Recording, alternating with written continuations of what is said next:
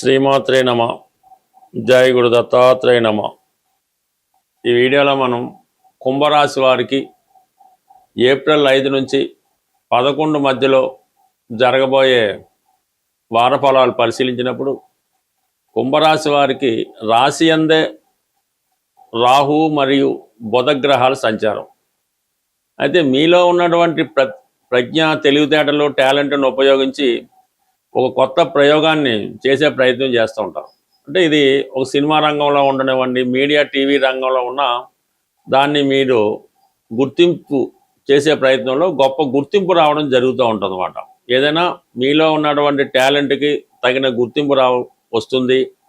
Modern technology ఉపయోగించండి. ఇప్పుడు ఉన్నటువంటి సాఫ్ట్వేర్లో వస్తున్నటువంటి కొత్త మార్పులు, కొత్త టెక్నాలజీని ఉపయోగించుకొని ముందుగానే దాన్ని మీరు ఉపయోగించుకునే అవకాశం ఉంది. అంటే ఇప్పుడు A1 టెక్నాలజీ లాంటిదో అయితే యూట్యూబ్ వాటిలో చాలా అడ్వాన్స్ టెక్నాలజీ నేర్చుకుని దాన్ని ప్రజెంట్ చేయడం జరుగుతూ ఉంటుంది. బట్ ఏదైనా ఒక గొప్ప గుర్తింపు టెక్నికల్ రంగంలో ఉన్న వాళ్ళకి రావడం జరుగుతుంది.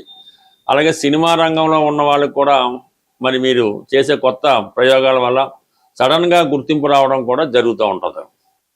ఇక ధనస్థానంలో పరిశీలించినప్పుడు మరి కొంతకాలంగా ఉన్నటువంటి కుటుంబ స్థానంలో శని సంచారం వల్ల కుటుంబ సభ్యుల మధ్య విభేదాలు, తెచ్చిన ధనం, మీరు సంపాదించిన ధనం సరిపోకపోవడం, కుటుంబ అవసరాలకు సరిపోకపోవడం, అది రుణాలకో వాటికో అనవసర ఖర్చులకో వెళ్ళిపోవడం వల్ల కొంత ఇబ్బంది కలగడం జరుగుతూ ఉంది.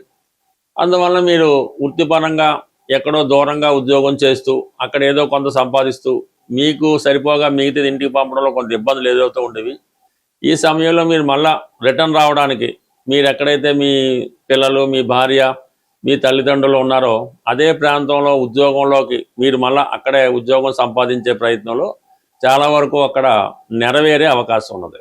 అంటే ఇక్కడ శనితో పాటుగా మరి రవి అష్టమాధిపతి కూడా కుటుంబ స్థానంలో రావడం వల్ల లేదా కొద్ది కుటుంబ సమస్యల కారణం కావచ్చు, మరి ఏదైనా కావచ్చు.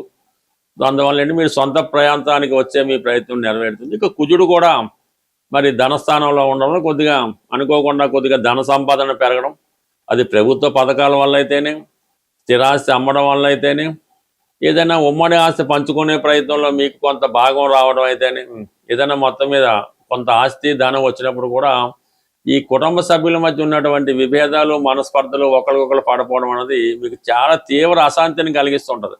అందులో మీరు ఏది ఆశించకపోయినా, మీకు ఏమీ అందులో మీరు ఏది పెద్దగా ఆశించకుండా మిగతా వాళ్ళు పంచుకోమని చెప్పినా కూడా వాళ్ళు ఏదో విధంగా మిమ్మల్ని ఇబ్బంది పెట్టే ప్రయత్నం కూడా చేయడం జరుగుతూ ఉంటుంది. కాబట్టి ఏదైనా ఈ కుంభరాశి వారు గతంలో మీరు చేసినటువంటి త్యాగాలను అయితే అనవ్వండి, పెట్టిన ఖర్చులు అయితే అవనవ్వండి, అదంతా కూడా మర్చిపోవాలి తప్ప తిరిగి దాన్ని రాబట్టుకునే ప్రయత్నం చేస్తే మాత్రం 100కి 100 అది ఇబ్బంది పడే అవకాశం ఉంటుంది. కాబట్టి పాత లెక్కలు మర్చిపోవటం, కొత్త లెక్కలు కూడా సాధ్యమైనంత వరకు మరి మర్చిపోవాలి తప్ప తిరిగి పొందాలి అనుకుంటే మాత్రం ఇబ్బంది పడుతూ ఉంటారు. అది మీరు అన్నదమ్ములకు చేయని సహకారం అవ్వచ్చు, బయట స్నేహితులకు చేయని సహకారం అవ్వచ్చు, ఈయన పేరెంట్స్కి చేసిన సహకారం కూడా తిరిగి పొందాలనే ఆలోచన మాత్రం ఈ కుంభరాశి వారికి ఎట్టి పరిస్థితుల్లో కూడా మర్చిపోవాలి తప్ప తిరిగి రిటర్న్ తీసుకోవాలంటే మాత్రం ఆ బంధుత్వం పాడవుతుంది.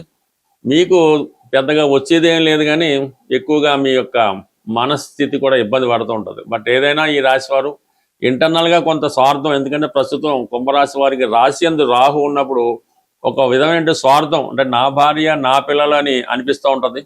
కానీ ఇదంతా కూడా ఎదుట వారికి అర్థం కాకపోవడం వల్ల మీరు ఇప్పుడు ఏదో మీ స్వార్థం కోసం అనుకుంటున్నారని అనుకునే ప్రమాదం ఉంది. కాబట్టి మీరుగానే ఉండే ప్రయత్నం చేయండి. టెంపరీగా అదృష్టం వచ్చినా దురదృష్టం వచ్చినా అది కొద్ది కాలం మాత్రమే ఉంటుంది. ఈ రోజుల్లో ప్రతి ఒక్కరూ కూడా ఏదో ఒక బలహీనతకో అనారోగ్యానికో ఉండి దానివల్ల ఇబ్బంది పడుతూ ఉంటారు.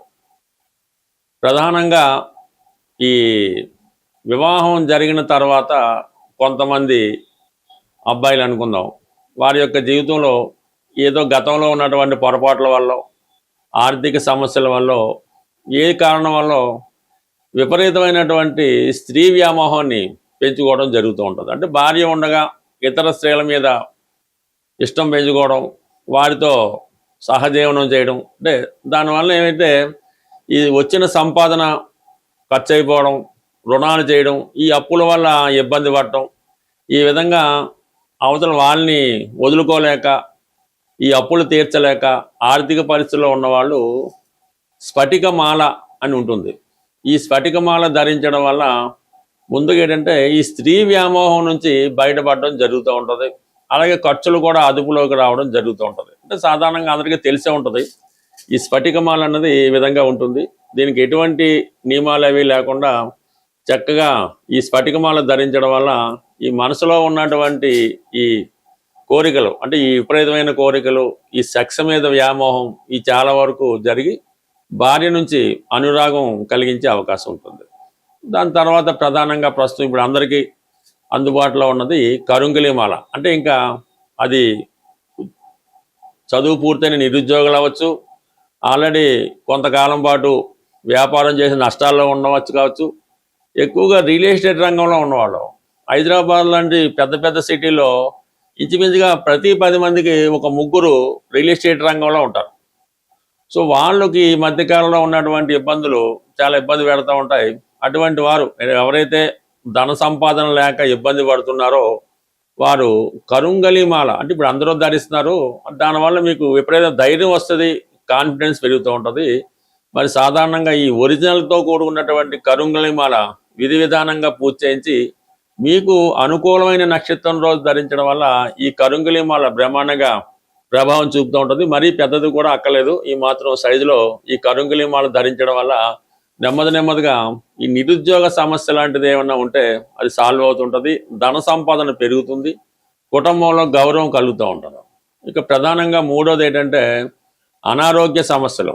అంటే సాధారణంగా ఇది కొద్దిగా పెద్ద ఏజ్ ఉన్న వాళ్ళు, 40-50 ఏజ్ దాటిన వాళ్ళు, ఎక్కువగా స్త్రీలు అవ్వచ్చు పురుషులు అవ్వచ్చు, ఈ అనారోగ్య సమస్యలతో బాధపడుతూ ఏదో ఒక ఇబ్బంది పెడతా ఉంటుంది.